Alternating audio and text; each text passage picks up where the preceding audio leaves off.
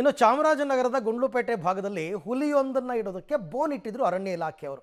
ಆ ಬೋನ್ ಒಳಗಡೆ ಒಂದು ಕರುಗಿರು ಎಲ್ಲ ಕಟ್ಟಿಬಿಟ್ಟು ಬಟ್ ಅದನ್ನು ನಿರ್ಲಕ್ಷ್ಯ ಮಾಡಿದ್ರು. ಹುಲಿ ಸೆರೆಗಾಗಿ ಕೂಂಬಿಂಗ್ ಆಪರೇಷನ್ ನಡೀತಾ ಇತ್ತು.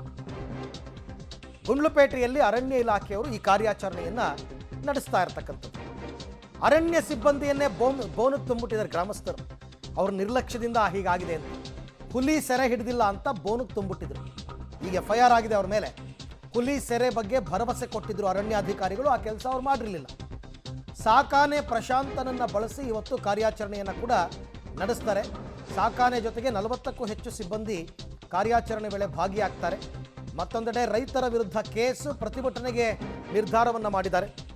ಅಲ್ಲಿ ರೈತರಿಗೆ ಸಿಟ್ಟು ಬಂದು ಅರಣ್ಯ ಇಲಾಖೆಯವ್ರನ್ನೇ ಬೋನೊಳಗೆ ತುಂಬಿಟ್ಟಿದ್ರು.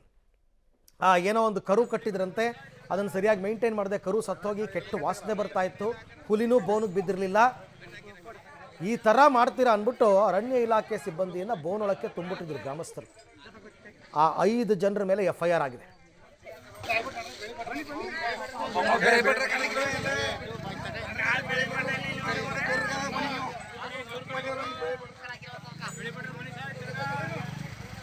ಈ ಬಗ್ಗೆ ಮತ್ತಷ್ಟು ಮಾಹಿತಿ ನನ್ನ ಕೊಲ್ಲಿಗ ವಿಜಯ್ ಅವರಿಂದ ಪಡ್ಕೊಳ್ಳೋಣ. ವಿಜಯ್, ಈಗ ಈ ಕೂಂಬಿಂಗ್ ಆಪರೇಷನ್ ಹುಲಿಯನ್ನ ಸೆರೆ ಹಿಡಿಯೋದಕ್ಕೆ ಯಾವ ರೀತಿ ಅರಣ್ಯ ಇಲಾಖೆಯವರು ಪ್ಲಾನ್ ಮಾಡ್ಕೊಂಡಿದ್ದಾರೆ?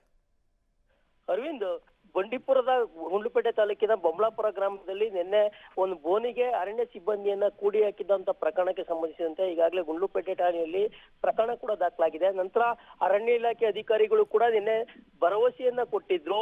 ನಾವು ನಾಳೆಯಿಂದ ಕೂಂಬಿಂಗ್ ಆಪರೇಷನ್ ಅನ್ನ ಮಾಡ್ತೀವಿ, ಮತ್ತೆ ಹುಲಿಯನ್ನ ಸೆರೆ ಹಿಡಿಲಿಕ್ಕೆ ಒಂದು ಪ್ರಯತ್ನ ಮಾಡ್ತೀವಿ ಅಂತ. ಆ ನಿಟ್ಟಿನಲ್ಲಿ ಇದೀಗ ಸಾಕಾನೆ ಪ್ರಶಾಂತನನ್ನ ಬಳಸ್ಕೊಂಡು ಒಂದು ಕೂಂಬಿಂಗ್ ಕಾರ್ಯಾಚರಣೆಯನ್ನ ಆರಂಭ ಮಾಡಿರ್ತಕ್ಕಂಥ ನಾವು ಕಾಣ್ತಾ ಇದೀವಿ. 40ಕ್ಕೂ ಹೆಚ್ಚು ಸಿಬ್ಬಂದಿಗಳು ಕೂಡ ಈ ಒಂದು ಕೂಂಬಿಂಗ್ ನಲ್ಲಿ ಭಾಗಿಯಾಗಿರ್ತಕ್ಕಂಥದ್ದನ್ನ ನಾವು ಕಾಣ್ಬಹುದು. ಆದ್ರೆ ಹುಲಿ ಎಲ್ಲಿದೆ ಅನ್ನೋದು ಇನ್ನೂ ಕೂಡ ಪ್ರತ್ಯಕ್ಷ ಆಗಿಲ್ಲ ಅಂತ ಹೇಳ್ಬೋದು. ಆದ್ರೆ ಹುಲಿ ಓಡಾಡ್ತಕ್ಕಂಥ ಜಾಡುಗಳನ್ನ ಹಿಡಿದು ಈಗ ಹುಲಿಯನ್ನ ಸೆರೆ ಹಿಡಿಲಿಕ್ಕೆ ಅರಣ್ಯ ಇಲಾಖೆ ಕೂಡ ಪ್ಲಾನ್ ಅನ್ನ ಮಾಡ್ಕೊಂಡಿದೆ. ಮುಂದಿನ ದಿನಗಳಲ್ಲಿ ಕ್ಯಾಮ್ರಾ ಟ್ರಾಪ್ ಗಳನ್ನ ಅಳವಡಿಸಿ ಹುಲಿ ಎಲ್ಲಿ ಪ್ರತ್ಯಕ್ಷವಾಗಬಹುದು ಆ ಒಂದು ಸ್ಥಳದಲ್ಲಿ ಒಂದು ಕೂಂಬಿಂಗ್ ಆಪರೇಷನ್ ನಡೀತಕ್ಕಂಥ ಎಲ್ಲಾ ಸಾಧ್ಯತೆಗಳು ಕೂಡ ಇರ್ತಕ್ಕಂಥದ್ದು. Arvind, right, thank you. ತಮ್ಮ ಎಲ್ಲ ಮಾಹಿತಿಗಾಗಿ ಧನ್ಯವಾದ.